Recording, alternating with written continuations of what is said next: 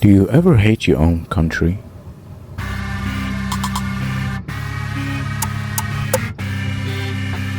The nationalism that was engraved in us since a young age conditioned us to be ready to die for our country.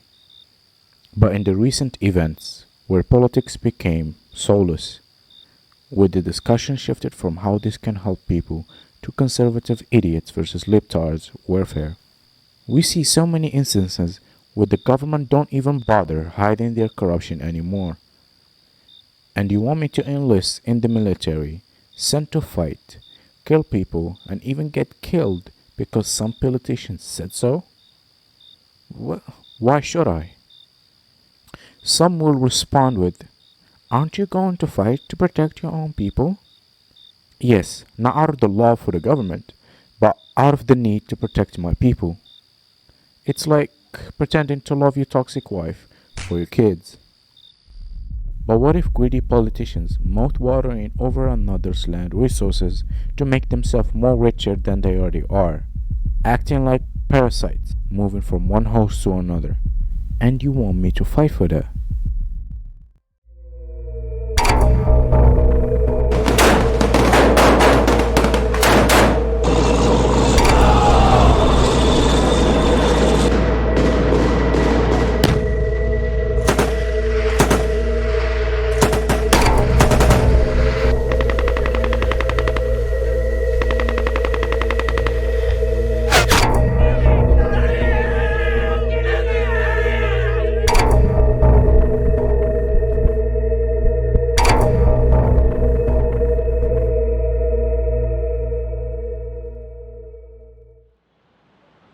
Regardless of the government, your country still provides you with shelter and food. You mean the bare minimum that I'm paying with my hard earned money? The food provided because of the government's smallest efforts, and they can definitely do more and make the price cheaper if they don't pocket the taxes payer money. And it's not a strong argument because even ecosystems can exist in rebels. And don't get me started with the housing. You can't own a house anymore. It's all owned by the rich and powerful, leaving the poor with no place to call home and still have the audacity to raise the rent. Landlords are truly the worst creatures. Your country is your homeland and you have to accept your home. I argue that homeland and home isn't the same. Homeland is a native land or country of one's parent or one's ancestors or one's self. But the meaning of home is much complex than that. We have to ask ourselves what makes a place home. Is living in one place for a long period of time makes it a home? Is it the people surrounding you and live with you in that place makes it a home? Is it growing up in one place makes it a home? In the early 1970s, geographers such as Yi Fu Tuan, Annie Batimer, and Edward Ralph grew dissatisfied with the lack of philosophical definition of place. As a result, Edward Ralph published his influential book, Place and Placelessness, in 1976. Ralph starts his book with a review of space and its relationship to place. He argues that space is not a void or kind of container that holds places, but space must be understood through how people experience it. And in the book, he introduces two important concepts, which are insideness and outsideness. When a person feels annihilated and detached from a place, it represents existential outsideness. On the other hand, the deep and self-conscious immersion in a place is called existential insideness. In an individual's life will go back and forth between those stages. Since a young age, I felt out of place when I'm in my country.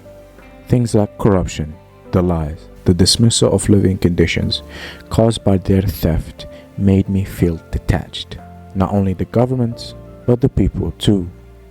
Their ignorance kills the pride of belonging in me.